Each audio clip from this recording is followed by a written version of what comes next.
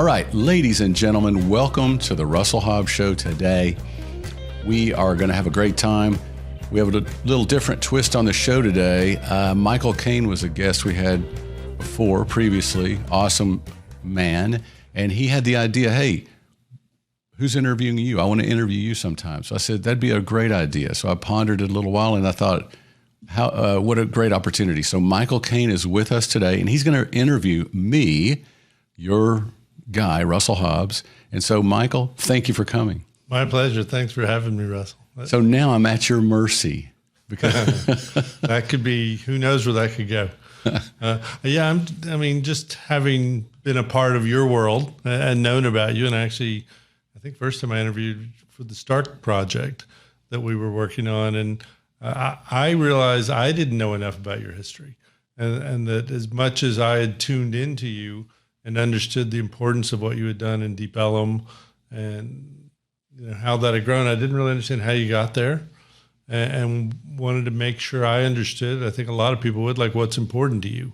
So I know that for a lot of people, you entered the consciousness kind of as the Prophet Bar and the theater gallery and the 80s scene came into play, and those became pretty much world renowned, really, and a part of the birthplace of the new Deep Ellum that's come about, and in the lives of a lot of bands that were, would credit passing through that time period and what all you had created, things like Reverend Horton Heat and the old 97s, looking at the New Bohemians and also Bowling for Soup, like all these came through your world, and you were an amplifier. But do me a favor, let's go backwards a little bit. Tell me where you started, where you're from, maybe a little bit about your parents and how you were brought up. Okay. Well, you've said a lot. And one sort of disclaimer today, my regular glasses are in the shop, so to speak. I went, they melted. So the eye doctor said they craved, and they have my frames. And because I like the frames, okay? So they're putting new lens in. So I'm in the shades today. So this is not some blind dude, although we're all blind a little bit. This is me, okay? I promise. And so Michael, awesome setup there. Basically, I was just this normal kid that grew up in suburbia. I grew up in Richardson. My father went to Texas Tech, and he was an architect, and my mom and dad, just a normal family. We grew up in Richardson, going to Mark Twain Elementary, and regular kid, like I say, playing sports and all that. And I remember, like, in junior high, started playing soccer. Ron Newman was the first coach of the Dallas Tornado. So we had an assembly in 8th grade, and Ron Newman is in the gym juggling a tennis ball with one foot, and he goes, "There's a new sport in America called soccer." And so I joined soccer, and I was racing dirt bikes, and I was just this regular suburban kid, sort of, making decent grades and all that. And so my parents split up when I was 9, and I think it's a traumatic thing when your mom and dad, decide that they're not going to be together anymore. So I think it made me grow up a little faster than I probably should have. It made me question things a little more than ideally you would want for your children, right? So, I was a suburban kid trying to figure it all out. What's life about? And a lot of things happened between there, going to college and starting businesses before I landed in Deep Ellum. But I'd say, what was formative for me was, and what always stands out when I look back, and this is, we're working on projects now sort of parallel to all this. And so I think what stands out to me is we grow up, particularly in suburbia, and we're looking for what makes us significant. There's a book I read long ago, The Search for Significance. And we're all motivated by different things, but we can sometimes feel insignificant growing up in modern culture, growing up in the suburbia, going to the mall and seeing these branded clothes. And even now, man, it's just manifold, exponentially worse with middle school kids looking at social media. and compare. We can fall into a thing of comparing ourselves to others and things like that. So I think I'm trying to get back to this point here is I was searching for, who am I? What makes me unique? And what makes me different than just a mannequin at the mall? You know what I mean? What makes me human? And this is a theme or a question that man is faced with, and it's dealt with in a lot of movie projects and songs. People write songs about this thing. It's like, who am I? What makes me significant? And it's a search, and I think God's put it in our heart to this quest to find out who we are, what makes us unique, where we fit in, and all that kind of thing. So I went to college. I liked it. I was the kind of kid that was inspired listening to the literary professor and talk about, irony and great works of literature. So I didn't study that hard after school, but I'd be the one up after class like, oh man, this was really great, engaging with the professor and stuff. And I dug, biology. So I liked all the art, the subject in college, but the goal of getting a degree somehow didn't really have a clear path to me. So I'd go to college, I'd learn, I dug it, and then I'd go and maybe get a project where I'd design some stuff and build something and make money because I wanted to live and go to Mexico on a cool adventure or something, right? So really, I think there were years there when I was like, I changed my majors 3 times because I didn't have, I started out to be in pre-med to be a doctor, and it was like, I just really didn't dig the technical side of it, this chemistry and everything. And I thought, I really don't want to be in the hospital all the time or a clinic. It's not really the lifestyle I want. So I changed to art, at North Texas and design and learned a lot, and it was really cool. But after a while, it just seemed really sort of ironically for art to be sort of a restrictive program instead of, promoting creativity. Like I did a 3D 3-point perspective, and I put color on it, and I got a C because the professor said, "Oh, it's supposed to be just black and white." I'm like, okay, well, I got inspired, I put some color or whatever. So that's an example. So I got into business school, ran businesses.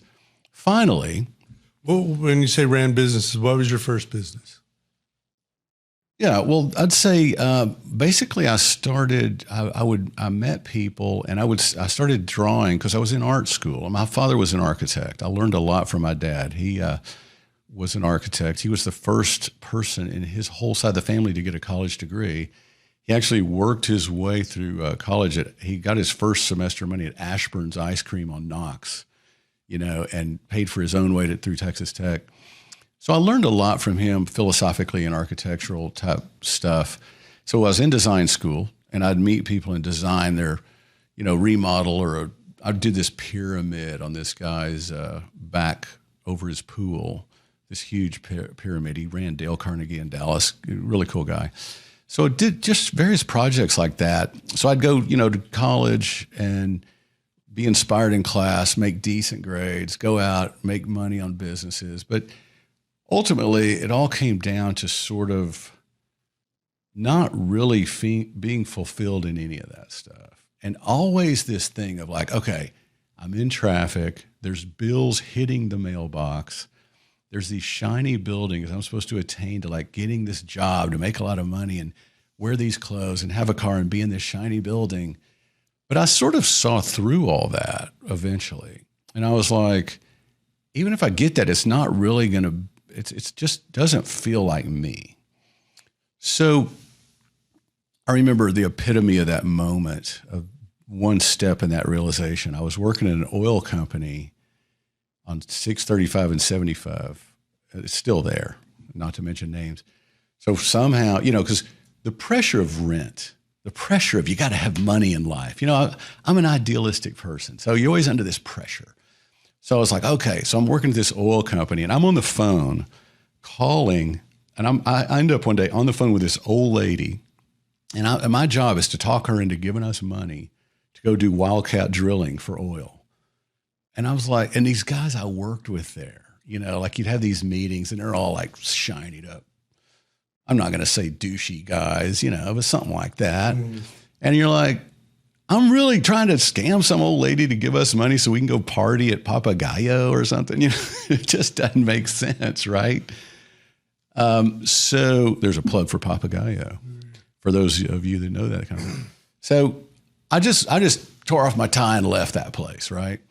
And it was right in there, and I was like, you know, it's just weird. So my next gig was my friend Billy Cohen's mother was a realtor, and she met.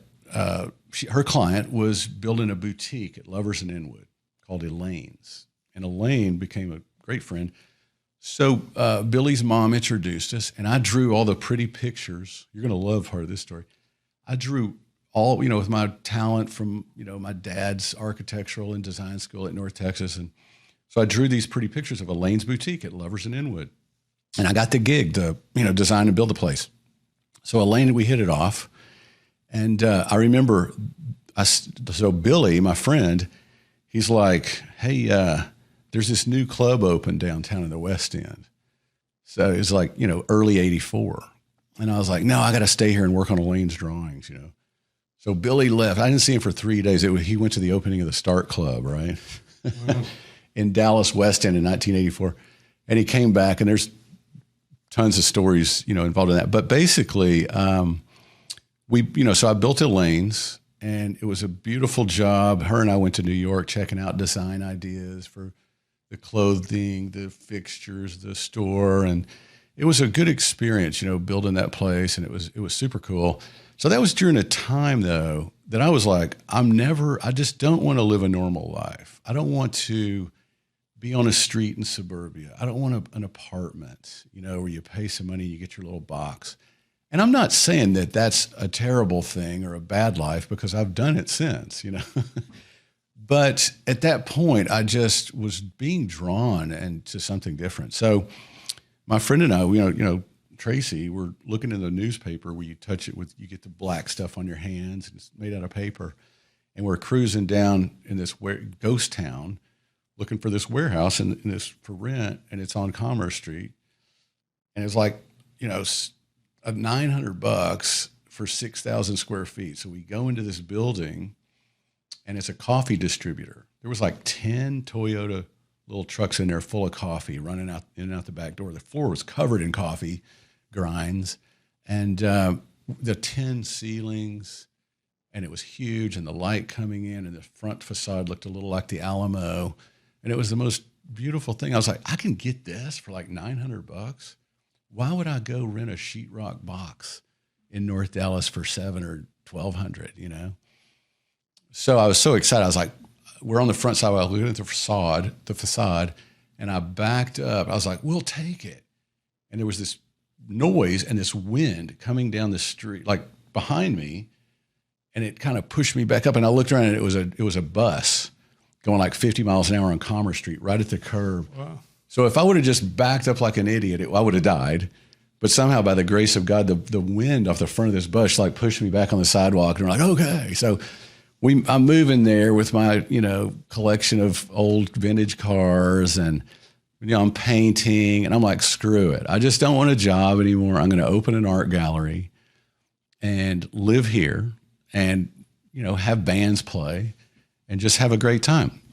Now, right before that, the year before that, I guess, I had a warehouse on Greenville and Forest, which is way up, you know, in the middle of whatever. And so I'd have keg parties with bands. And I remember I used to travel to Mexico all the time and, you know, just see little shops where artisans would make art and sell they'd have a little storefront. So I had me a little storefront on Greenville and Forest, and I lived back in the back and had bands. So it was kind of a precursor of like, screw it all, I'm going to have my own cool place, right? So here I was at 2808 Commerce in the summer of 84. And that's when I moved in Deep Ellum, right there, to have a gallery, work on my own art, and have bands play parties. And then, so I was building Elaine's boutique, and I met the artist there. So we designed these showcases for her to show jewelry. And we're hand plastering these showcases and custom ordered all this beveled glass and such. And the artist that came there to do the antique work I met one of them, Jamie Height, and he was an art student in North Texas. So these, he brought some friends around. I was like, dude, I'm opening a gallery in Deep Ellum. And, oh man, we want to show there. So we hit it off. And am I going too far on this one tangent? No, you're good. Okay. Yeah. So Jamie and all his friends that were showing at North Texas, where I had gone to art school, and so I was like, let's do it. So they all came and we all hit it off, and we start building up walls and in the gallery and ripping down the fake ceiling that covered up the tin and painting. And so we did gallery night in September with 5 artists, and Janet Kuttner of the Morning News came in, wrote a big color story on it. So we were on the map in the art world, which was a great thing. Wow. And that was, so was it a conscious decision to go into arts and entertainment, or was it more of it just was organic? It just kind of came out of your interest. But at what point was that the point where suddenly it became a little bit of a business, where it became because you weren't just doing it to lose money. I'm sure you were doing it to keep the space and be able to support all these people. Great question. And I can 100% absolutely say it had 0% interest in business or merchandising or anything of that realm yet. Really, I was on a search for something real because, I would go to Mexico. Every time I got money, my trip was I'd go to, Puerto Vallarta.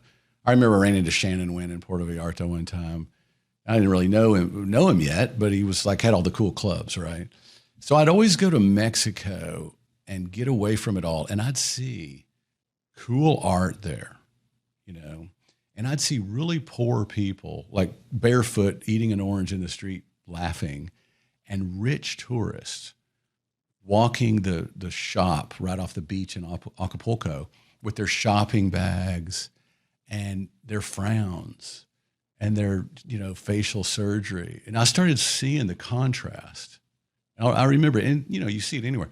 But the first time I saw this major contrast between the happy people and the not happy people was the woman that's climbing the stairway to heaven. She's not that happy, right? Because she's trying to attain these things. But these people that were just content with being poor, they just seemed like they were happier. And, I'm not condoning being poor. So back to your question it was really about searching for, meaning and happiness and creative, energy, and just, painting myself and showing other artists. So no, those paintings weren't really made to sell.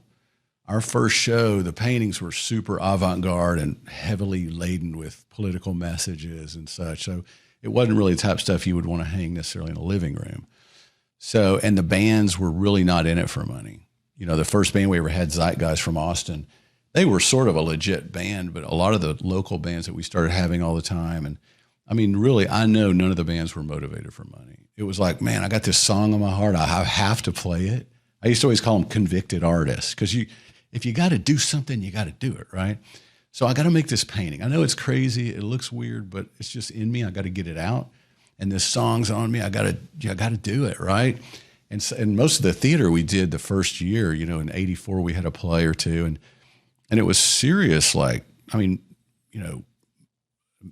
heavy message-laden theater. The writers we had, Scott Matthews, later Kurt Kleinman and Catherine Owens and all those types would come along, a little bit more experienced, legit theater playwrights and producers. But early on, it's super edgy stuff, and everybody knew it was all just for the sake of art and not really for financial gain. And so you were talking about the introduction of music and sort of the initial, it's just coming out of their heart. At some point, and maybe is this when the theater gallery, the Profit Bar came into play, but at what point were sort of the national acts or people who were about to break kind of came into the picture? Yeah, that it's such a relevant question you're asking. And when you say that, I remember phases in my life, maybe every 3 to 4 years or whatever, where the reality of needing to be fiscally responsible and needing money, that reality always raises. And I did eventually raise to my responsibility level to meet those demands. But early on, the theater gallery, whether it was the live music, the art we were showing, the theater, it was really all a revolution, a counterculture revolution, sort of this cosmic trip into like, what's real, what's life about, what do you think, who are you? It was a very challenging movement that I dig it, you know? So to answer your question specifically, the reality of the need for money comes every time the rents do, right? And so also what the biggest shift though was the theater gallery. We cruised for a year from summer of 84 to about September 85. We were just there under the radar. We had no permits. We'd have like a band and 2 foot tall Mohawks kids on the sidewalk with skateboards, and the cops drove by to the substation on Canton Street for a year.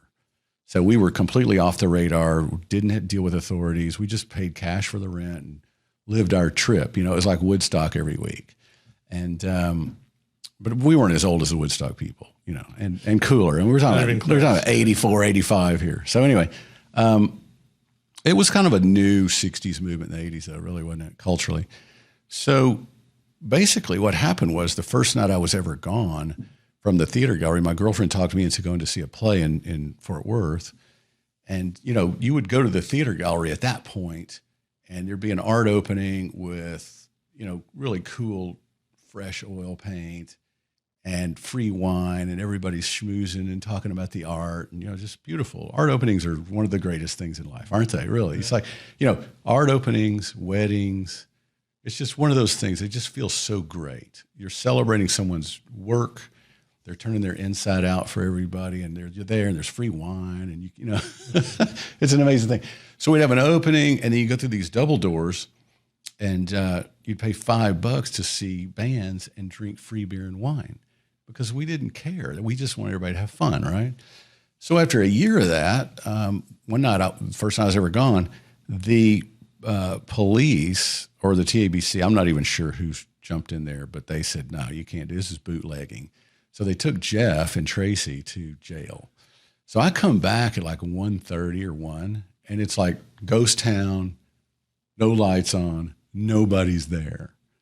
And I think somebody in the back that was living at theater gallery says, hey, they got us for bootlegging. Jeff and Tracy are in jail, It's Jeff Lyles, for those who don't know. And Tracy Smith, yeah. So it was crazy. So that moment was the shift to where we had to grow up monetarily. The demand was there to legitimize the outfit, right? And so that's when I went to the city of Dallas. I was like, okay, because, I'd been designing and building stuff. So I knew there was this thing called the city, of Dallas. And you had to, meet code and draw plans to get permits and stuff. All right, whatever it takes. So I went down to Jefferson, and I showed them what we're doing. And they said, you can't do anything down there. You don't have any parking. You can't do anything. Blah, blah. The good old boys, right? After you sit there in line sweating, 20 people. And so then, anyway, I guess the next day or two, somebody, it's funny how God always supplies the people you need around you that says, oh, you should talk to so-and-so, or, oh, I'll help you with it. So I went to the city hall and I talked to Leif Sandberg, and he was like head of zoning. And I said, hey, man, I'm running into walls down there. We got this little gallery. We have bands. He goes, yeah, I know what you're doing. I've heard about it. It's a very great thing. He goes, there's this thing called the PD 198, Plan Development for Deep Ellum. And I was like, oh, cool. So I started reading it. He goes, now go down there, back to Jefferson, and tell him. So he said, you can have your gallery exempt from parking because it's under 2,500 feet. And your theater, just call it 25, and your bands thing, call it 25, even though the theater and the bands were all together. Leif was very gracious. So we go to Jefferson, and, I go down there, and I'm like, hey, so basically I ended up educating Jefferson and all the good old boys on PD 198. And that was in, middle of 85 or August 85 or so. And it turned into this process where the guys would come to inspect and they'd be like, oh, okay. You know, they were pretty lenient on the whole thing because we weren't really up to code on everything. But, you know, the inspector guys, they didn't care that much. You know, once the boss on Jefferson said whatever. And so what that did, though, is there was a moment there where we were really concerned with being shut down, and we didn't want this exploration into the arts and escape from the Dallas gentrification, you know, to stop us, you know. So I was on the roof of Theater Gallery one day, and I was looking across the street, and there was a building over there, and I was like, man, we're going to get that place. Nothing's going to stop the revolution, right? So this artist from LA was living upstairs, Ken, and I was like, man, let me talk to your landlord, right? So we rented that place to become the Prophet Bar, which opened in like late October of '85. So that, to answer your question, is when things got legit. I was thinking, and we called the Prophet Bar the artistic saloon for the sake of money, so it could be a legit business with, you know, checking IDs, having bands and a bar to fund the art experiment of the Theater Gallery, you know, the art incubator of the new world, right? So that's how it kind of got legit. Now, were we still motivated by money yet? No. It was really still a revolution. We're just kind of playing by the rules as much as we had to keep the ball rolling. And the booking and all the policy was still really just, you know, showcasing the most edgy arts and music, you know, inspirational things. It was never booking a band like, and I confess, you know, I had a club called The Door that we opened in '98 and went for 20 years. And I grew up, you know, I got married later. I had children. I became more businessy. And so I was the guy, you know, agents sending me tours. You know, we did at The Door, we had Dua Lipa, the Lumineers, you know, the Revivalists. I mean, everybody, right? And so you get into this thing like, okay, you want 20 grand. Well, what'd they do last time in Dallas? So you're looking at the band's history of ticket sales on Polestar, and you're making offers. And, you know, finally I grew up in the music business to do talent buying like that.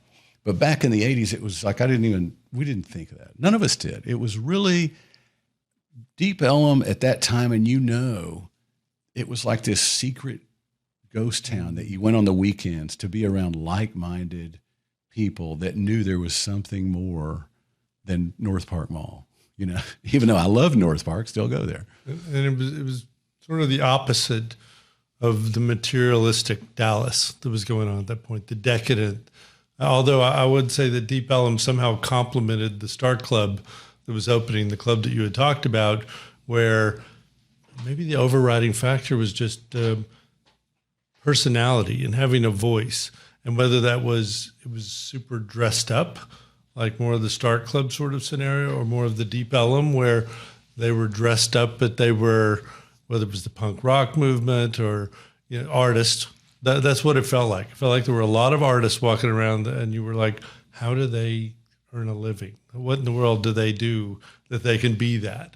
Right. And it like I said, for a lot of people, opened up a lot of possibilities. Yeah. And, you know, a great thing about the Start to me, when you said that, I think what made Deep Ellum so cool and what made the Start Club so cool is that the irony is that the Deep Ellum was this, you know, nitty gritty, earthy, raw, real, all genres of music. You know, it was early on. It was very poetic people and sensitive painters, and the bands were even like shy, you know, intellectual bands for the first year. So later, punk rock came in and the harder music and stuff. But really, what the Start Club did is, I think what we were all the departure of Deep Ellum and the Start Club share this similar thing. We didn't want to be mediocre. We did not want to be anything but innovative. And so Deep Ellum was innovative because everybody was real, and the Start Club was innovative because it was so beautifully done on an international caliber. You know, Blake and Philippe and everybody involved, they were going to just do everything as beautifully and as excellent as you could do it, and be like with Milan and Paris and New York. So we respected that too. You know what I mean? Everybody respected the Start because it was so beautifully done and innovative. it wasn't like a lot of other clubs that I won't mention the name in Dallas. They were kind of the same old thing. And I went to those too, you know. But I think Deep Ellum and the Stark were complete different tangents of innovation, you know, and beauty comes in all forms. But I think what we all just didn't like is when you go to the mall and you wear a brand of somebody that you don't know and you're like, you know, make your own brand. That was what I was saying, right? Yeah, I think it's like Stanley Marcus, the man behind Neiman Marcus, always talked about, you know, quality would be around much longer than price. So, and I think that was the thing, the quality of experience. When people look back at the Profit Bar and the Theater Gallery and the Door, you know, they remember them because of the quality of the content, like the people that were there, or the art was there, and it wasn't trying to replicate something else. It was a surprise and a continuous. You'd walk in the door and be like, I didn't know I could be touched this way. That's not inappropriately, but like artistically or mentally. And I think that was one of the gifts that you presented, was creating that atmosphere. Very true. And the quality was in the liberty and the non-restrained philosophy that, you know, if you make an original song or you paint original painting or bring original theater, and the place itself was theater and the street was theater, because the street scene and the characters that were being transformed, like, you know, discovering the scene, discovering themselves. The scene and the people that were coming to see the bands were just as important as the artists themselves. But the quality wasn't necessarily in, you know, like really nice restrooms or anything. That was definitely over at the start. No. So, I mean, we proved at Theater Gallery and the Profit Bar, we proved that you can do Woodstock every week. And we didn't have the budget for, you know, a nice facility. In fact, it was sort of courageous and ballsy to say, hey, man, we're really about the art. So, you know, we're not trying to be a nice place. You know? Yeah, and I was thinking about this. Another thing that the Star Club and Deep Ellum had, it was difficult to get to. It literally was if they made it complicated to know how to get through it, because you had to enter Deep Ellum through a tunnel. And you had to go through this dark tunnel that wasn't very well lit, but it was part of that, like, I'm going into the cave. I mean, they built a freeway to separate Deep Ellum and downtown, and made the roads one way, different ways. And I remember telling people, like, I'm going to Deep Ellum, like, I don't even know how to get there. I have no idea where that really is. And once you went, similar to the Star Club, you felt like you were special. You had found the secret nirvana that other people had to sort of work their way to. And I think that, you know, that it was interesting too to see that the amount of bands or acts, because they weren't always bands, but that were at your venues that would then play at the Start Club. I think that further builds on that sort of vein of originality, you know, something unique that Dallas didn't have at that point. Well, right. And what you're bringing to my mind is what art needs to cultivate. I mean, this really boils down to this simple thing. This whole art versus commerce tension that remains. And today I look at Dallas and it is completely all business as usual. There is no cultivating of art in Dallas. People can say there is, they can act like, oh, we've got this little art meeting, but really if it's there, I don't know about it, forgive me. But my point is, we were willing, you know, I sold my 59 Mercedes convertible just because we didn't have rent money on Theater Gallery one time. You know, so I don't care about a car. I drove it around for a year. I had enough. You know, I wanted this mission to continue. So what art has to have is the cultivating our atmosphere, the soil, the water, the seed. It's like we were saying, here you are. Here's a stage. Here is a gallery. You can be anything in this place, because we are not judging you by how many people you draw, or if I even like your art. I mean, basically, I learned later to get myself out of the way. It's not really about what I like. Like, it's all subjective. I don't like everything. And it's not about me. You know, it's about, if you give people a place to create and explore, and it's not going to be judged by monetary success, and it's not going to be judged by what these other famous artists did successfully, then it creates this hotbed where everything can grow out of. And that's exactly what was happening. And that was happening on the West End with the Stark and the East Side, the Deep Ellum area. So it's really all about that. The revolution was art, not commerce. Mm-hmm. And so, commerce crept in slowly, and that's okay, because the natural cycle is you have people that are trying to get away from it all and create. And then but those people have to have the appreciators to say, oh man, I dig your art. Let me tell you, you're great, and encourage you and give you a studio, and I might even buy it. And then you got the merchandisers come in, and then you got the snowball of the merchandisers, the commercial side comes in, the hype, it layers out, more people discover, and eventually you're going to have the corny dog sales guy down there on the corner, which is okay. You're not going to stop that, right? So those years, though, 84 to say 89 or 90, were super unique in the fact that it was a secret, like you said. You had to know how to get there, and people were inspired all the time. There was always some inspiration going on, whether on the stage or on the sidewalk. I mean, was there a moment within you had everything going where you felt like this is it, like it's as good as it gets? And I'll follow that up to say, and then was there a moment where you're like, and I'm moving on, or I'm ready? And if so, why? Like, why did you leave Deep Ellum? Oh, well, that's a great question. I mean, there's two answers there. I first of all, we did hit a point where I feel like we'd arrived, because the theater gallery had all the coolest acts, the Red Hot Chili Peppers, Jane's Addiction, the Smithereens. Mark Lee at 462 was bringing us tours. The locals, we were putting locals on with touring bands. We had Keith Haring in the gallery.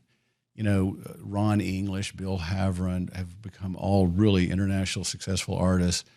And, the Prophet Bar had something super cool, Timbuk 3 or the New Bohemians over there. So and also other clubs came in, Clearview came in, Dada, the Video Bar, On the Rocks, restaurants. I mean, the scene got so thick in 3 or 4 years. So it was like, this is really still every week inspiring and exciting. Being able to do interviews with, Newsweek or Billboard or Texas Monthly or, the Morning News, Dallas Observer, and spread our message, because the media attention was fulfilling too, to get it out there, and everybody was changing culturally.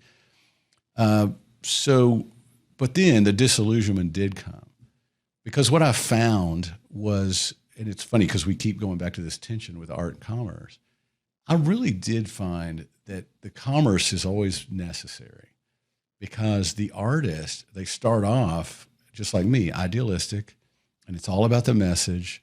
But, once you get the tour bus and you got the manager and the record labels pressuring you for the next out, then the bands, even the most pure artistic people, get involved in commerce as it grows through that curve. And so, 5 years in, I was getting disillusioned with the scene, because a lot of the bands were just doing it for money or to get a record deal. So the music business found us in Deep Ellum. The Dallas, that spirit of Dallas found us in Deep Ellum. And, so I was a little disillusioned. I remember being like, there was a Rolling Stone magazine party at the Prophet Bar, and all these models and rock stars and writers. And I ended up upstairs in my office, all right, what's next, So is this about the time that you left Deep Ellum? No, that was later. The scene was still really cool to me, but I'd say in 87, I was a little bit getting over it. Like I say, I mean, I get into the inspiration of the vision and the making it happen, getting to the point where we're doing something new. Once it sort of turned into business as usual, we got tours coming around, we got to pay the tax on the bar and that kind of stuff. It did get a little bit just, businessy, but basically I didn't leave Deep Ellum until maybe 3 or 4 years later. the major change that came in my life was, let's see, where do I go with this? One thing is, I'll say this, so basically, I think a climax in this story was one when all the record companies were coming in. Island came in and made the compilation Sounds of Deep Ellum. And, it was really good because it honored our system, our scene, sorry. And so, Jeff Lyles and I brought him, we started the theater gallery like 8 months in. I met Jeff. I brought him in doing booking. I was handling some booking. He was doing mostly booking. He was really good at putting the bands together. And, so many stories I could tell. But, Jeff worked with Island and got the compilation done. And it really showed our scene. But what the other side of that was all the bands were starting to sort of posture themselves and look like, oh, we got to get record deals. So in an attempt to keep the torch of individuality going, I had this meeting with 60 bands, the Change Your Life festival. So the idea was we're going to do this big festival, make a ton of money, and then we'll make bands records how you want to make it. Your band can make your record with your artistic control and integrity. So I set this guy Tim Sanders in charge of the festival. Did a great job. And my girlfriend talked me into going to Europe for 6 weeks, which is crazy, right? Mm. So Anna, we toured, all over Europe. I met her family. She was a really artistic, great woman, model and everything. And so we went to what's the biggest city? Zurich, and then we went to Zurich, we went to Hamburg and, Amsterdam and Paris, just toured on the Eurorail. And it was great for me. I mean, I'm over there getting inspirational ideas about the art revolution, So I come back and Q102 had picked up on this festival. They were talking about it 50 times a day. And Tim did a great job organizing and promoting. We had a stage on Commerce Street, blocked off Commerce and Crowdus.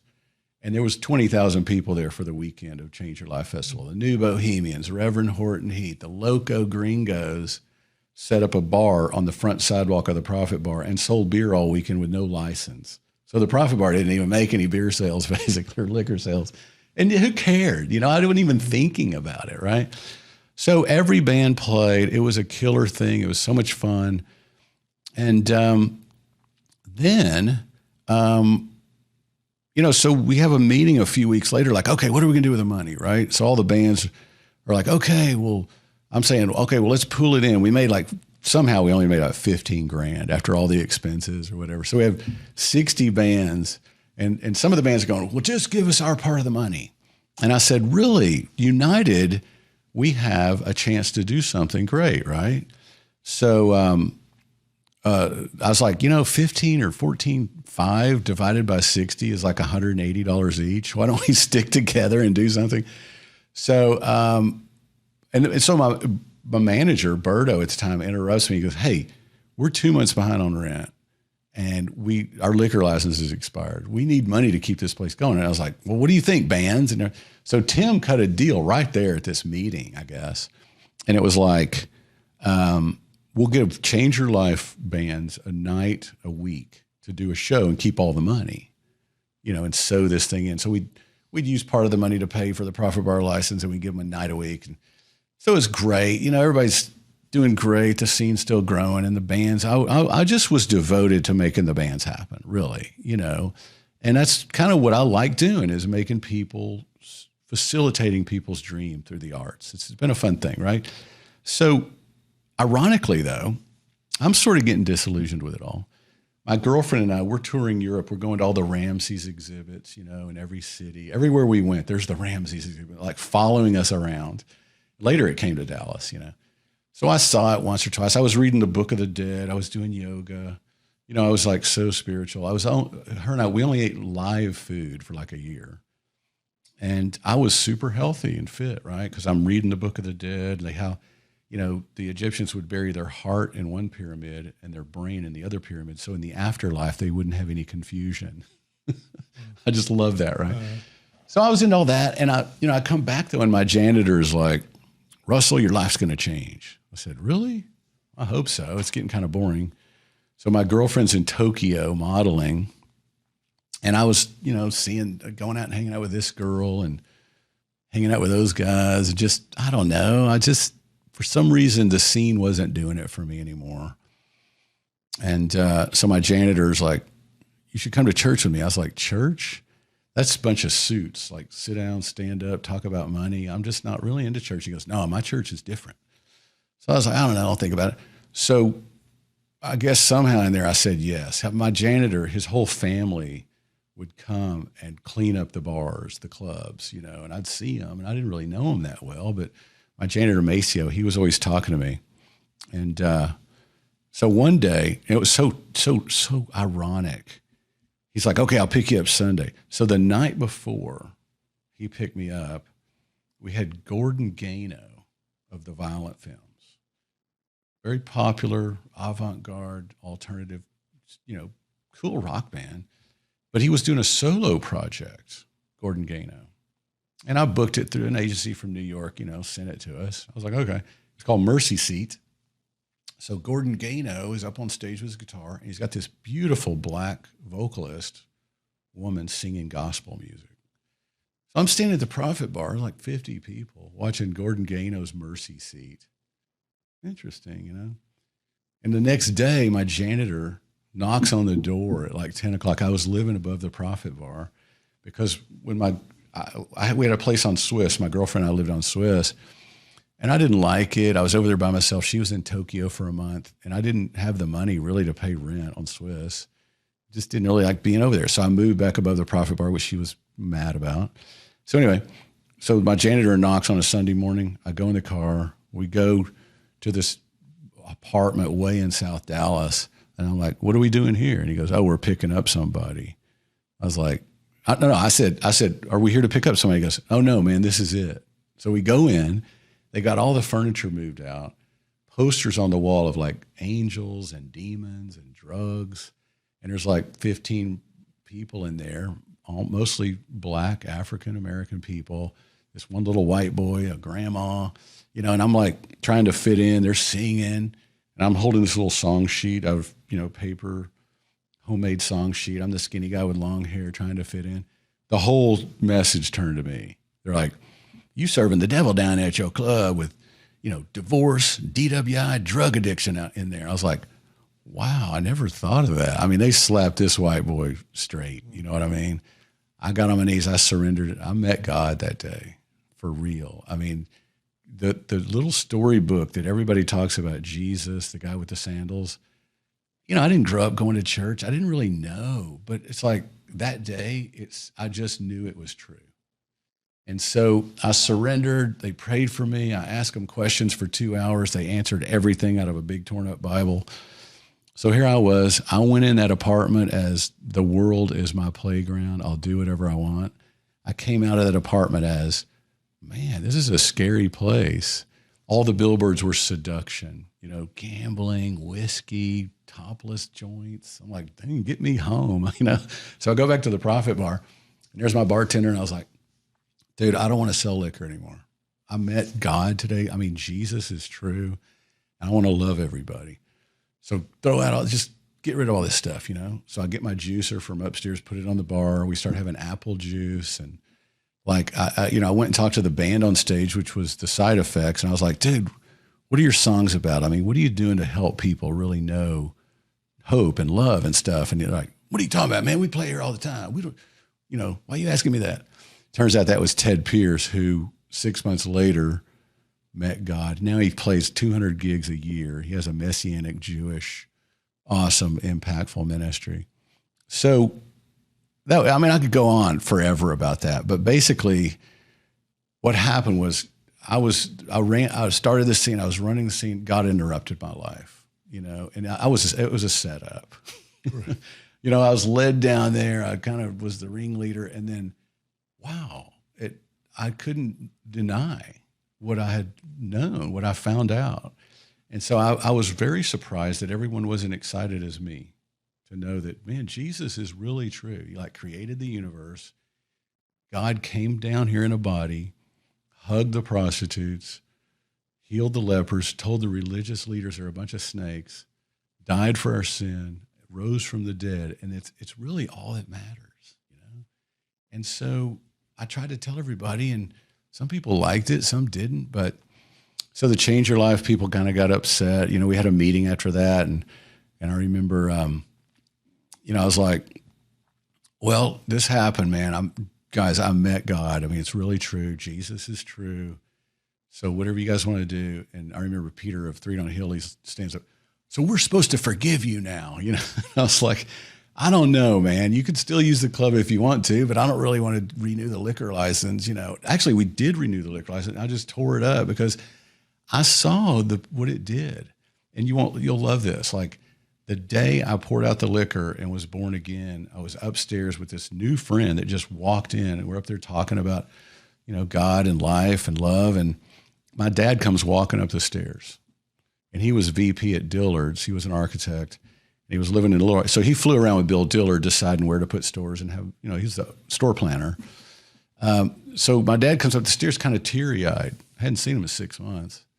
And I was like, he goes, Bill Dillard says, I've got to go to rehab or he's going to fire me, because my dad was an alcoholic. And I said, guess what? Today I was born again, and I poured out all the liquor. So my dad and I hugged, embraced there. He's, you know, weeping, and like that was the start of our restoration of our relationship. And so really my life just, I don't even know the adjective for it, completely changed. You know, the newspapers like Russell Hobbs kicks the devil out of the profit bar, and all these sort of misconstrued things happened. But I just knew I couldn't go on the same path of like being part of this music machine and this alcohol machine and everything. So I wanted to turn it back to health. You know what I mean? Like juice and truth and love. And so all these things happened. And, but to answer your question, the Prophet Bar then became a place where we had bands with a message of hope and love and everything. And we were, you know, we'd have sandwiches and no alcohol. We had juice bar. And so it had a lot of different things. Later, I made it a legitimate restaurant with a new kitchen and all these things. But eventually I left Deep Ellum because, you know, I'd lived there 8 years. I was really just sort of, man, I guess I could use the word burnout on just being there from 84 to like 92 after, you know, the scene, and then, you know, 5 years, and then being born again and the outreach. We had homeless there. There was a night when we had like 50 homeless guys, 20 or 30 North, you know, suburban Christians, the Messianic Jews from Baruch Hashem, and the band that was playing was a Messianic Jewish worship band called Yehuda, and Marty Waldman was the pastor of Baruch Hashem, still is. So he was playing harmonica, and I always called it the Hebrew blues. But it was every walk of life was inside the Prophet Bar, loving, hugging, and singing together. I mean, people that weren't Christians at all, but it was just so loving. The skinheads walked in. You know, I didn't see the skinheads who, Deep Ellum started in 84, really the rebirth of the scene. And we didn't have any skinhead problem until all the punk bands were getting booked and stuff, right? 86, 87, it got to be a bad problem, skinheads hurting people. Once I was born again and canceled a bunch of bands and quit serving liquor, I didn't see the skinheads for a year. They were not in Deep Ellum. And they came in that night, like 6 or 8 of them, when we were doing Messianic Jewish worship, rock, you know, which that's Jewish guys that believe Jesus is the Messiah, by the way. And they, you know, the skinheads were all like hugging people and eating sandwiches, and it was a love fest. So I saw firsthand the supernatural change that happened when that shift happened in the neighborhood. So later, I moved out of Deep Ellum because I had ended up, I bought into paying the mortgage on the building. So I was a 50-50 partner on the building. And it's funny, we, Gig, who, you know, Sally Reeves owned the building, and Gig Reeves, you probably know him. Yeah, Gig. He was a cool guy. We were all friends. I used to go to Bible studies with his mom, Sally Reeves, and we all became friends. And so Gig's like, man, we want to sell this place. Because I I was just doing outreach, and I wasn't really doing music business or restaurant business. I wasn't doing business. I was back to being the guy that didn't care about money at all, probably to an extreme. And gigs like, we got to sell this place. I was like, man, there's no way. I'm here. I've got to be here to reach people. Because people would come in the Prophet Bar all the time. You know, Deep Ellum, when I became a Christian, Deep Ellum moved to Elm Street. You know what I mean? So, but the sea of people would just still come by and come in and like, hey, man, I need some drinks. And some little Christian girl that was hanging out, well, we don't have drinks, sir, but we can pray with you. And the guy ends up crying, falling on his knees. You know, it happened all the time, right? So I was like, gig, we can't stop this. We're reaching people, you know? So they said, well, Don Cass wants to buy this place. I'm mentioning names. I'm not going to get in any trouble. It's a true story. We'll beep them all out later. Okay. Yeah, so Cass, you know, Cass was a cool guy, whatever. So I said, okay. So I was like, okay, well, they ended up, whatever. I'm trying to make the story short, but I ended up selling my equity out and moving out to East Texas. And I built a house and let everything go and, you know, just wrote a book. And it was just a beautiful thing of 3 years away from everything, right? But it turned out it was Sweeney buying the place, not Cass. Oh. So my sort of, I don't know what to label Sweeney as. You know, I like him, but he was sort of my rival in a way because they, you know, Clearview came in after us and kind of did what we were doing in a little better way here and there. You know, I give him that. And so Sweeney, he's always like the guy going, man, you get more media than me or whatever. But Sweeney ended up buying the place. You know, and so one night I'm walking by, like a year later, I'm walking around, and there's Sweeney's office upstairs where I used to be. So anyway. 3002 Commerce, or is it further down? Oh, that's 26. No, the Prophet Bar was 2617 or something like that. No, 2713. Okay. 2713 Commerce. And the theater gallery is 2808 Commerce. So anyway, basically, I'm trying to just answer your question of why did I leave Deep Ellum? And that is, I think God led me to go away into the woods and just let go of everything, being in the public, being leader of anything. My identity had changed, and I just died to everything. And I remember being in the woods in a house I'd built in 100-foot pine trees, and I was just laying there on the couch, and I wrote a poem about it. It was like watching my body breathe. I let go of everything to the point where I was sitting there inside my body. It was like an inside body experience. My body was breathing, and I was like, I'm not doing anything. I don't have to do anything, and God's keeping me alive right now. That's like when you get to that point of being still, to the point where it's like, I know I don't have to do anything ever again. You know, it's a beautiful point. So I wrote a book out there, ended up coming back in 98, starting the Door. 97, started working with a lot of artists, managing artists I believed in. Started the Door in 98, and the Door ran 20 years, and it was just killer. So many people started at the Door. I mean, I could, you know, Sarah Jaffe, Jonathan Tyler in the Northern Lights, people playing Battle of Bands that are now like doing awesome, right? So, you know, we could go on that, but I know we're running out of time as a guy that, you know, sometimes looks at that clock over there. Yeah, so what else? That over there. What else you want to squeeze in? Well, you've gone there, but what are you passionate about now? And I believe that from what you've been saying, God is a big part of that. What's the package? You know, I was always taken and moved by music. We used to go to Mother Blues when I was 17, you know, and see rock bands and the Binary Star. We'd go to North Park and wear girls' shirts to go to the Binary Star and see David Bowie bands, you know.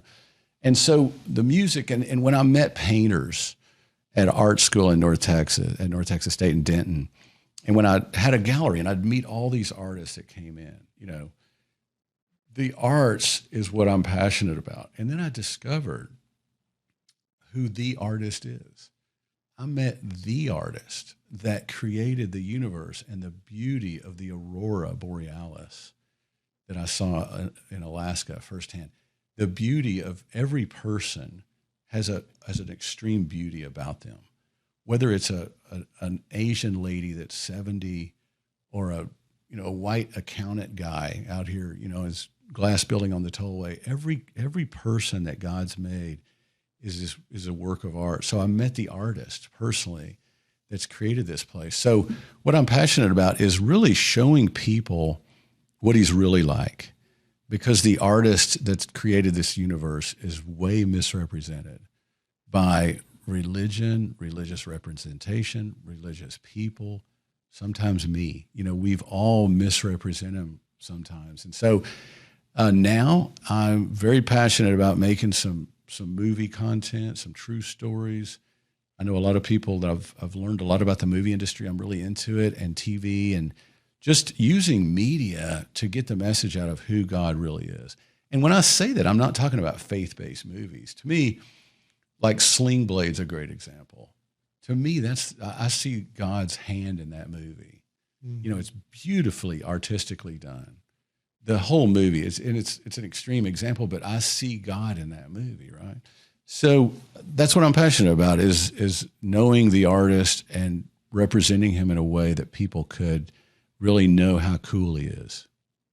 I mean, Jesus is the coolest thing, and he's the embodiment of God himself. Well, I'm excited to see where the journey is going to lead you, and knowing some of it, the Deep Ellum doc and different stories that need to be told, and to wrap this into the direction that God is leading you right now. I mean, that's all you can do. You can just put your hands up and say, lead me where you want to lead me. And I'm sure there's going to be, equal, if not more than what you've done up to this date, because you've got that amplifier behind you.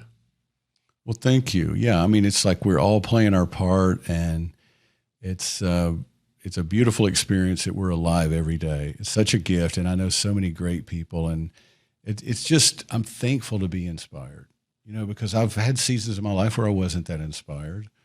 And to everybody out there, just be honest and with yourself and with God and everybody around you, and you'll find that inspiration. I think that honesty is the real key to that. Yeah, I act on it like it's my show, but it's your show. It's everybody's show. I look forward to another interview down the line to talk about even more. There's so many notes I had, questions that I had, but I think that you've led a very full life. And the great thing is you're young enough to continue doing so much more. Well, thank you, Michael. And if you're so sweet like that, I might have to put you in my will. When I die in 40 years from now. Make sure I just meet your kids. That'd be good. Yeah. That's awesome. Yeah. Well, I'm very proud of my sons. Thank you for joining us today. And we hope and pray we make the show whatever you need it to be. See you next time.